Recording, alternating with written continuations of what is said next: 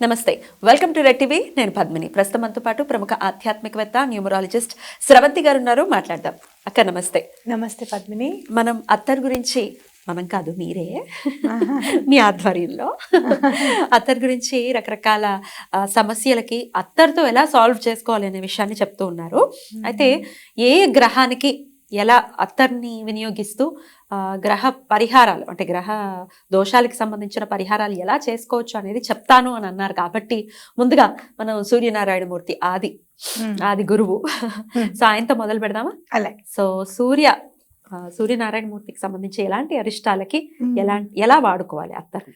ఇప్పుడు కొంతమంది జాతకాల్లో సూర్యుడు బాగలేడండి అని చెప్పి అంటారు. లేదు అంటే కనుక ఎవరైతే నెంబర్ 1లో పుడతారు, అంటే 1, 10, 19, 28 వీళ్ళందరూ నెంబర్ 1 కిందకు వస్తారు.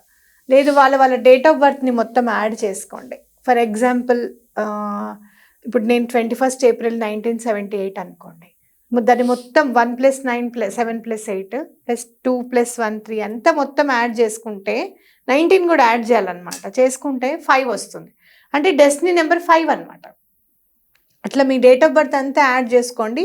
డెస్టినీ నెంబర్ 1 వచ్చినా కూడా you are ruled by sun అని మనం చెప్పుకోవాలి. అంటే birth numbers plus destiny numbers ఎవరైతే 1 వాళ్ళు ఉన్నారో వాళ్ళకి ఇబ్బందులుగా ఉన్నాయి జీవితంలో. చాలా అసలు ఏం చేయాలో కూడా అర్థం కావడం లేదు. ఇలాంటి సమస్యలు ఏంటి బాబోయ్ అని అనుకున్నప్పుడు మీరు ఏం చేస్తారంటే ఒక గులాబీ పూలు తెచ్చుకోండి. ఎర్ర గులాబీ పూలు, లేకపోతే ఆరెంజ్, గోల్డెన్ సన్ రైజ్. మనం సన్ మంచిగా పైకి వస్తున్నప్పుడు ఒక ఆరెంజ్ వర్ణాన్ని చూస్తాం, నారింజ వర్ణాన్ని చూస్తాం. ఆరెంజ్ గులాబీ పూలు కూడా దొరుకుతాయి, ఎర్ర గులాబీ పూలు దొరుకుతాయి. అప్పుడు ఏం చేస్తారంటే ఆ పూల మీద ఈ అత్తరు పూసేసేసి సూర్యుడి దగ్గర బయట బాల్కనీలో పెట్టేసేయండి, సూర్యుడి కోసం అని చెప్పి. ఎందుకు అంటే మనం సూర్యుడి ఫోటో పెట్టుకోకూడదు యాక్చువల్గా. ఇంట్లో పెట్టుకోకూడదు. ఆయన తేజస్సును తట్టుకోలే. చూడగలుగుతాం అసలు? కళ్ళు అలా పెట్టి ఒక నిమిషం చూడగలం. ఆయనను ఉపాసించుకోవడానికి ఇంకా ఆయన డైరెక్ట్ గా కనపడుతున్నాడు కదమ్మా. ఉపాసన అనేది మీరు త్రిసంధ్యలకి అర్ఘ్యం ఇవ్వండి అని చెప్పారు, అదే ఉపాసన. ఆదిత్య హృదయం చెప్పారు, సూర్యాష్టకం చెప్పారు, అదే ఉపాసన అనమాట. అంటే ప్రత్యక్షంగా కనపడే దైవం కాబట్టి ఇంకా మళ్ళీ మనకి వేరే ఏది అక్కర్లేదు అని అర్థం. ఓకే. అలా చాలామంది లీగల్ ప్రాబ్లమ్స్ ఉన్న వాళ్ళు ఉన్నారు. మాకు చాలా కోర్టులో సమస్యలు ఉన్నాయండి అవి అని చెప్పేవాళ్ళు ఉన్నారు. వాళ్ళైతే ప్రత్యేకంగా ఎర్ర గులాబీలు తీసుకోండి. ఎర్ర గులాబీలు 5 తీసుకొని కోర్టు ప్రాబ్లమ్స్ అన్నిటికీ రిలేటెడ్ నెంబర్ 5 అనమాట. ఆ నెంబర్ 5 ఫ్లాస్ తీసుకొని చక్కగా అత్తరును కుంకుమ కూడా పువ్వుల మీద వేసి చక్కగా అక్కడ ఆరు బయట పెట్టేసేయండి. బౌల్లో వేసి పెట్టచ్చా పూలని? ప్లేట్లో పెట్టచ్చు, తవలపాకుల్లో పెట్టచ్చు. 5 తవలపాకులు తీసుకొని ఒక్కొక్క దాని మీద పువ్వు పెట్టి కుంకుమ ఇంత వేసేయకండి. కుంకుమను వేస్ట్ చేయకూడదు ఎక్కువగా. మీ చిటికెలకి ఈ 3 వేళ్ళకి ఎంత వస్తుందో అంత కొంచెం తీసుకొని కుంకుమ ఇట్లా వేసి దాని మీద అత్తరు ముందే పూసేసేయండి. తర్వాత ఇట్లా కుంకుమ వేసి స్వామికి నివేదించి, మాకు కోర్టు ప్రాబ్లం ఏదన్నా ఉంటే తీర్చు స్వామి నీ ఆధ్వర్యంలో. ఎందుకంటే న్యాయం ధర్మానికి అన్నిటికీ కూడా ఆయనే విట్నెస్ కదా, ఏం జరిగింది అనే దానికి అన్నిటికీ కూడా సాక్షిభూతుడు ఆయన చంద్రుడు. అవునా? సో కాబట్టి నీకే తెలుసు కాబట్టి నువ్వే ఏదో రకంగా మాకు సత్వరంగా న్యాయం ఇప్పించు స్వామి అని చెప్పి దండం పెట్టుకోవాలన్నమాట. రెండోది, ఈ 2 రెమెడీస్ చేస్తే చాలా మంచిది, చాలా బాగా ఉపయోగపడుతుంది. అయితే ఇక్కడ నా సందేహం ఏంటంటే ఏ సమయంలో పెట్టాలి ఈ పువ్వులు? పొద్దున్న పూటనే 10 లోపల ఏ పూజ అయినా 10 లోపల చేసుకోండి. ఎన్నిసార్లు పెట్టాలి ఇలాగా? ప్రాబ్లం తీరేదాకా పెట్టండి. నాకు తెలిసి 11 వారాలు పెట్టేటప్పటికి కోర్టు సమస్య కదా, కొంచెం టైం పడుతుంది. 21 వారం అనుకోండి, 21 ఆదివారాలు. 21 ఆదివారాలు పెట్టుకోండి. 21 ఆదివారాలు అంటే ఆల్మోస్ట్ 6 months. మీకు తప్పకుండా ఏదో ఒక దారి దొరుకుతుంది. ఎప్పుడైనా మీరు గుర్తుపెట్టుకోండి, లీగల్ ప్రాబ్లమ్స్, కోర్టు ప్రాబ్లమ్స్ ఉన్న వాళ్ళందరికీ నేను చెప్తున్నా, మీరందరూ నా వాళ్ళు అనుకొని చెప్తున్నాను నేను. అన్ని సమస్యలు కోర్టులోనే సాల్వ్ అయిపోయాయని అనుకోకండి, అవుతాయి అని అనుకోవద్దు. కాంప్రమైజ్కి ఏమైనా రావచ్చు ఎవరైనా. మీరు ఈ పూలు పెట్టడం స్టార్ట్ చేసిన తర్వాత ఎవరైనా కాంప్రమైజ్కి రావచ్చు. మీ అదర్ పార్టీస్ చక్కగా ఆహ్వానించండి. నేను చెప్పేది నమ్మండి, ఎటువంటి సమస్య అయినా నలుగురు కూర్చుని మాట్లాడుకుంటే తప్పకుండా సాల్వ్ అయిపోతుంది.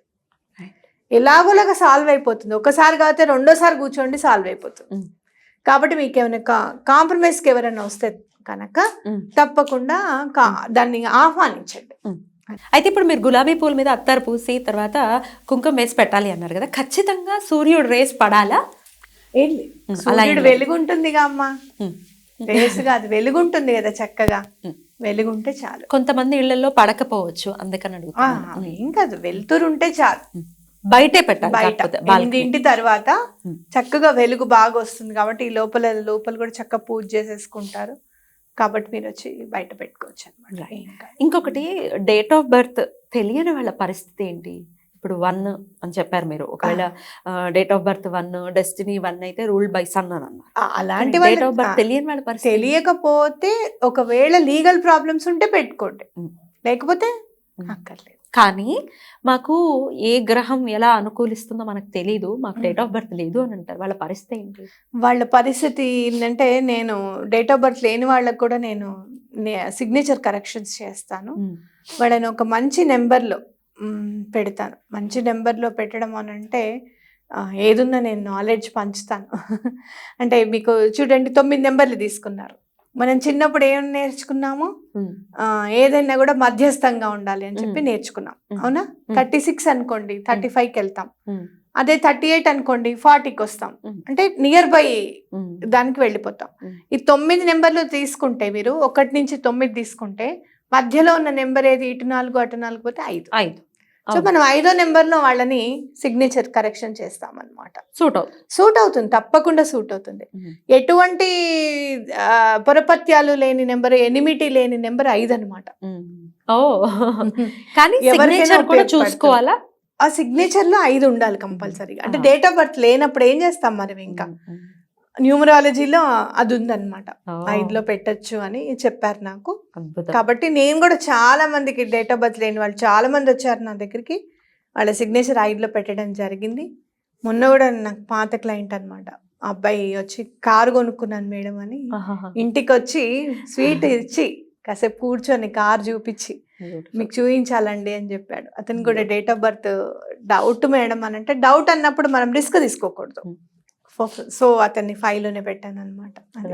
అద్భుతం మేడం. అంటే చాలా మంది నేను చూసాను కదా, ఇంతమందిని ఇంటర్వ్యూస్ చేస్తూ ఉంటా కదా, అసలు కీ పాయింట్ ఏదైతే ఉందో అది చెప్పరు. అపాయింట్మెంట్స్ ఎక్కడి నుంచి వస్తాయి, ఎందుకు మాట్లాడతారు అని అంటారు. ఓపెన్ గా ఎలా చెప్పగలుగుతున్నారు మీరు? ఇప్పుడు డేట్ ఆఫ్ బర్త్ లేని వాళ్ళు ఏం ఫోన్ చేస్తాంలే మేడంకి, మన దగ్గర డేట్ ఆఫ్ బర్త్ లేదు కదా, న్యూమరాలజీ మనమేం చెప్పించుకుంటాము, మనకి జాతకమే లేకుండా చేశాడు దేవుడు, మన పెద్దోళ్ళే అట్లా చేశారని బాధపడుతూ ఉంటారు చాలామంది. అలా నేను చూస్తున్నాను. అంటే నా దగ్గరికి వచ్చినప్పుడు మీరేం భయపడకండి, నేను చేస్తానని చెప్పి చేసి ఇచ్చినవి ఉన్నాయన్నమాట. అలాంటి వాళ్ళకు ఉపయోగపడుతుంది కదా ఇది అనేది నా ఉద్దేశం. ఇంకోటి, ఎప్పుడైనా కూడా నాలెడ్జ్ అనేది పంచితే దాని ఇది డిఫరెంట్ గా ఉంటుంది, వృద్ధి చెందుతారు, అది చెందుతుంది అంటారా? తప్పకుండా. అవును, ఇవాళ మేడం దగ్గరికి వెళ్దాం, మేడం ఏదో చెప్పారు కదా, మనకి డేట్ ఆఫ్ బర్త్ లేని వాళ్ళందరూ వస్తారు కదా, వాళ్ళందరూ కూడా వృద్ధి పొందుతారు కదా తప్పకుండా. సో యూనివర్స్ మనకి ఇచ్చింది ఏదైనా కూడా మనం తిరిగి యూనివర్స్కి ఇస్తే, మనం 10 ఇస్తే 1000 రెట్లు ఇస్తుంది. ఎన్ని నీళ్లు పోస్తామమ్మా, బోలెడు పూలు పోస్తాయి, అవునా కదా? పోసేవన్నీ చిన్నప్పటి నుంచి ఇట్లా జల్లుతాం అనుకో చెట్టుకి, కొంచెం పెద్దగా అయిన తర్వాత కాన్స్కి పోస్తాం. మహా అంటే 1 చెంబుడు నీళ్లు పోస్తాం, ఎంత పెద్ద చెట్టుకైనా 2 చెంబుడు నీళ్ళు పోస్తాం. పూలు చూడు ఎన్ని ఇస్తుందో, నువ్వు ఎన్ని నీళ్ళు ఇస్తావని చెప్పి అన్ని పూలు ఇస్తుంది, అన్ని ఫలాలు ఇస్తుంది. సో యూనివర్స్ మనకి చెప్పకనే చెప్పింది అనమాట, నువ్వు ఇంత ఇస్తే నేను ఇంత ఇస్తాను. సో నేను కూడా నా చేతనైనంత వరకు నేను ఇస్తున్నాను. అద్భుతం, అద్భుతం. ఎంత అసలు నాకు ఏమని చెప్పాలో కూడా తెలియట్లేదు. ఈ మంచి హృదయానికి వేల కృతజ్ఞతలు. Thank you so much. నమస్తే.